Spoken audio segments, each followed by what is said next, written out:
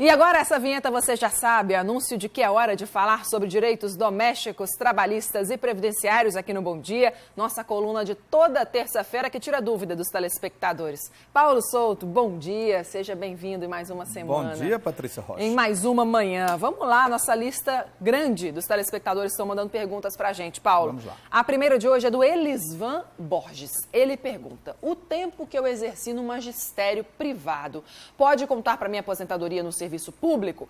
E se eu quiser averbar o tempo no serviço público e continuar pagando o INSS, eu terei direito a 2 aposentadorias? Tem, desde que a do serviço público seja num regime diferenciado do INSS. Ah, ok. Ou seja, geralmente o serviço público tem o seu regime próprio. Regime próprio de previdência e o INSS ele pode. Agora, eu não aconselho a ele, por enquanto, se ele vai continuar pagando o INSS, ele não deve averbar o tempo do INSS no serviço público ainda não. Eu aguardaria. Não é recomendado não, né? Não, por enquanto não, porque a partir do momento que ele averbar, ele não pode mais votar. Ele averbou, ele é irretratável esse ato. É a lei mais a dica aqui que Paulo Souto traz pra gente. Pergunta que vem de Mangabeira aqui em João Pessoa hoje, Ada e Adênio. O meu esposo tem 2 empregos de carteira assinada. Como contam essas 2 aposentadorias? Diminui o tempo ou aposenta com 2 salários? Não diminui o tempo e ele vai somar os salários, as contribuições que eles são feitas pelo INSS. Soma para se calcular a RMI. RMI é a renda mensal inicial, o valor da primeira aposentadoria. Me diz uma coisa, se uma dessas 2 aposentadorias já for pelo teto... Não, ele tem 2 salários.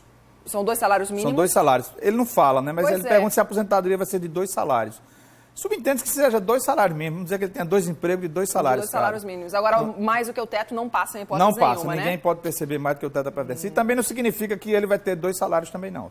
Isso aí também não está garantido, não é garantia assim, não. Pois é, tem que ficar muito esperto com isso. Em Campina Grande, a pergunta agora é da Ana Paula. Ela quer saber o seguinte: atualmente eu tenho 26 anos de contribuição junto ao INSS. Eu posso me aposentar quando eu completar 30 anos de contribuição? Patrícia, a pergunta fica um pouco prejudicada, porque a maioria das mulheres não quer dizer a idade, né? Ah, tô entendendo. Mas acredito que a Ana Paula, realmente, se ela já tem, com 30 anos de contribuição, provavelmente ela já deve ter 48 anos de idade. Ela deve comparecer a uma agência da Previdência Social, que provavelmente ela pode ter direito a uma aposentadoria proporcional. 30 anos de contribuição, no mínimo 48 anos de idade, porque como ela tem 30 anos, vamos dizer que ela começou a trabalhar aos 18 anos de idade e não parou. Certo, muito bem. Tá respondido aí para Ana Paula, então. Faça as suas contas, viu, Ana? Mais uma pergunta do Gilvanete Araújo. Um empregado que vai casar tem direito a 3 dias de folga sem prejuízo da sua remuneração, contados a partir do dia do casamento ou a partir do primeiro dia pós-casamento? Gilvanete, a resposta é até melhor.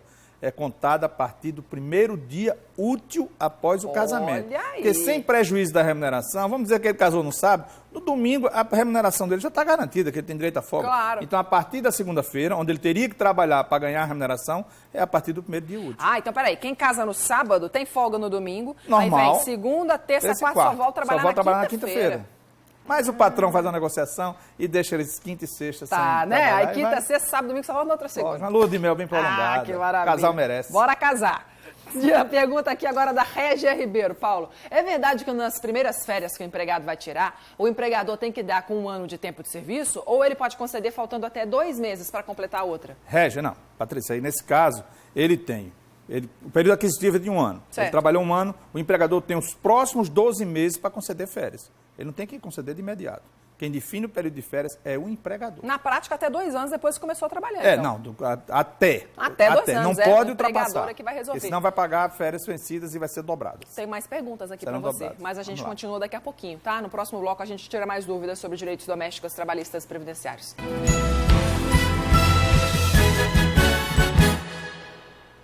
Bom dia de volta com mais informações sobre direitos trabalhistas aqui no estúdio, nosso colunista parceiro de toda terça-feira, Paulo Souto. Bora, Paulo, continuar com as perguntas? Agora é da Sinaura. Sinaura Santos pergunta: trabalhei 18 meses como doméstica. Se eu for demitida, eu tenho direito a 5 parcelas do seguro-desemprego? É aí mais uma discriminação com a categoria desempregado doméstico. Eu falei semana passada.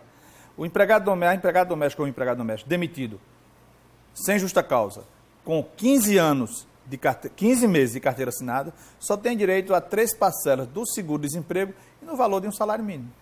Para os outros trabalhadores são todos totalmente diferente. Você pode ter até 5 parcelas e o valor diferencia. Não é fixado em um salário mínimo, não. Que coisa. Mas está na lei, a gente diz, né? Marilei de Lima pergunta o seguinte: Tenho 49 anos de idade, 30 anos de contribuição. Tenho o direito de me aposentar? Como eu devo proceder?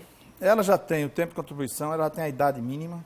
O que é que eu aconselho? Compareça à agência da Previdência Social. Ligue para 135, faça um agendamento, compareça à agência que você vai tomar as informações. A princípio, ela... Inclusive, faz até uma simulação, como seria a aposentadoria dela. Ela cumpre todos os pré-requisitos aí, né? Isso aqui é o importante. Jamerson, de Campina Grande, a minha sogra perdeu um marido. Ela pode receber algum benefício? Olha, o benefício seria a pensão por morte se o marido fosse segurado da Previdência Social. Certo. Seria o primeiro benefício. Talvez ele esteja se referindo aí ao benefício assistencial, um LOAS, porque ela tem 60 anos e acha que com 60 anos vai ter direito. Mas não, ela vai ter direito quando completar 65 anos de idade e que sua família não possa mantê-la. Ou seja, a renda per capita da família seja inferior a 1/4 do salário mínimo, a família não possa mantê-la. E ela tem 65 anos de idade e não tem nenhuma renda. Ela pode ter um direito a um LOAS. Agora, aí no caso, falecimento do marido, é ver se tem direito a uma pensão por morte, se ele era segurado da Previdência Social. Com relação ao falecimento, é só a pensão por morte mesmo. Pergunta que vem de Mangabeira, Zona Sul de João Pessoa. A Marta quer saber o que pode ser descontado do salário de uma empregada doméstica. É o que as empregadas não gostam que se fale, né? Pois é, mas tem que dizer... Pode ser descontado a parte dela do INSS, que são os 8%. 8, ok. 8%. E a questão do Vale Transporte, se ela utilizar. 6%. Se ela utilizar. E o empregador só vai arcar de Vale Transporte o que ultrapassar 6% do salário da empregada. Certo? O FGTS não pode ser descontado. É todo o ônus do empregador. E vamos dizer, caso de danos causados ao empregador, se for por dólar e se tiver previsto em um contrato prévio assinado pelas partes. Aí pode haver o desconto. A gente fala aqui para o empregador e para o empregado também, é claro. Vamos lá, próxima pergunta também de Campina Grande, José Marques. Quem trabalha na construção civil tem direito ao reajuste previsto na convenção coletiva do Sindicato da Construção Civil ou de sua categoria profissional?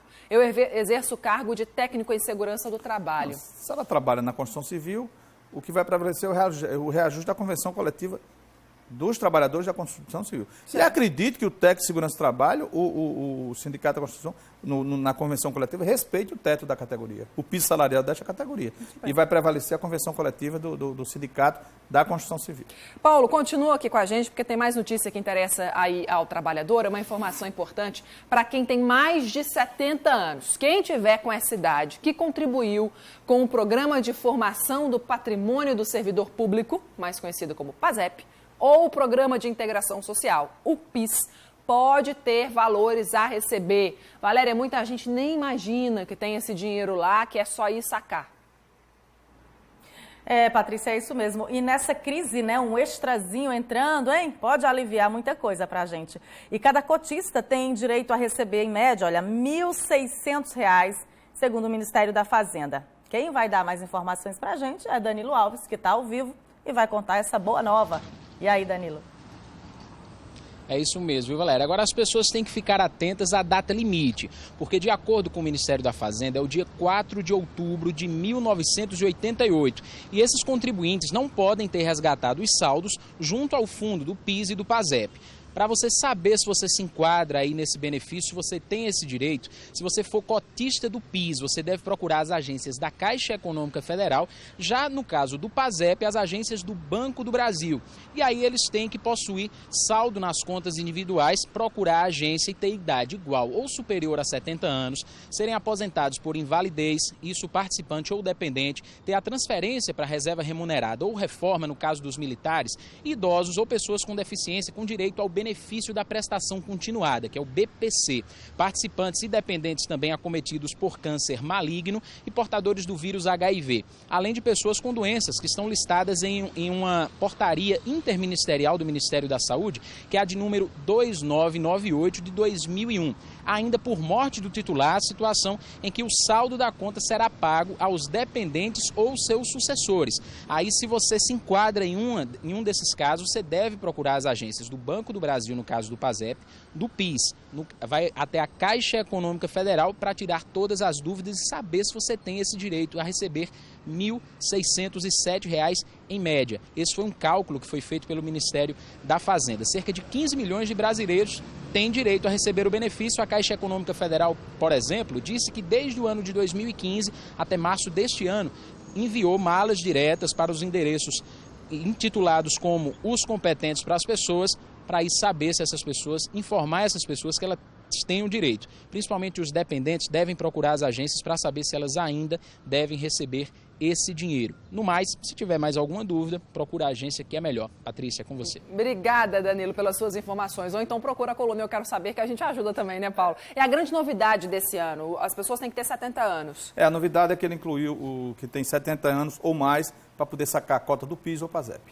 É a novidade. É um grande benefício, né? Para muitas pessoas, R$ 1.600. Somente nessa idade, a pessoa geralmente está precisando de dinheiro. Faz a diferença mesmo no orçamento das famílias. Tem que ficar ligado nisso, então. Se for o seu caso aí, você tiver contribuído nesse período para o PIS ou o PASEP e ir lá sacar esse dinheiro, que é um direito seu. Não é toda hora que o governo está distribuindo porque muitas pessoas até podem ter sacado suas cotas anteriormente. Exato. E ter ficado depois algum saldo tenha sido depositado posteriormente. Não custa nada você solicitar no Banco do Brasil, na Caixa Econômica, o saldo do seu PIS ou PASEP. Muito bem, Paulo, antes da gente encerrar hoje, vamos ao restinho do nosso tempo aqui para fazer um convite para as pessoas que se interessam por essa temática que a gente sempre discute aqui no Bom Dia, profissionais, estudantes, um evento que vai começar amanhã em Campina Grande. Campina Grande, é o primeiro Congresso Paraibano de Direito do Trabalho. Bacana. A abertura será amanhã à noite, é realizado pela Universidade Estadual da Paraíba, pelo Centro de Ciência Jurídica. Muito bacana. Tá em tempo de se inscrever ainda? Tá. As inscrições estão abertas. Eu estarei lá na abertura e na quinta-feira, pela manhã, às 9 horas, eu darei uma palestra sobre os novos direitos do empregado doméstico e o E-Social. Bacana. Então, amanhã a abertura e ainda continua na quinta-feira. Valeu, viu, Paulo? Obrigada mais uma semana aqui pela companhia, por ajudar os nossos telespectadores. Terça-feira que vem a gente se encontra aqui de novo. Eu que agradeço e até a próxima terça. Se Deus quiser. E um bom final de semana, né? Para nós todos, bom dia. Eu já digo hoje, né? Porque o pessoal diz, rapaz, final de semana, dia de terça-feira. Já tem que começar a semana pensando na folga. É lógico. Tchau, Paulo. Bom dia. Você também, Bart.